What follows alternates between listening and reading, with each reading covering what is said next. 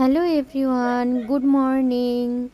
আর আজ মঙ্গলবার, আমি সকাল সকাল রেডি হয়ে বেরিয়ে পড়লাম মা আনন্দময়ীর দর্শনে।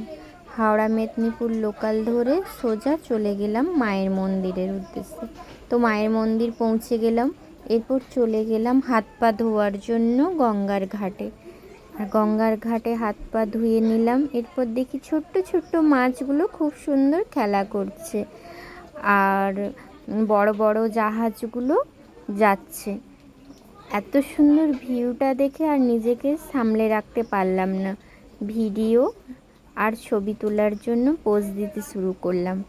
কেননা মন্দিরে 12:30 থেকে 1:30 পর্যন্ত ভোগ নিবেদনের জন্য মন্দিরের দরজা বন্ধ থাকে, তাই পুজো নেওয়া বন্ধ থাকে। তারপর পুনরায় চলে গেলাম মন্দিরের উদ্দেশ্যে। গিয়ে দেখি মন্দির খুলে দেওয়া হয়েছে আর পুজোও নেওয়া চালু হয়ে গেছে, তাই মাকে পুজো দিয়ে বাড়ির উদ্দেশ্যে বেরিয়ে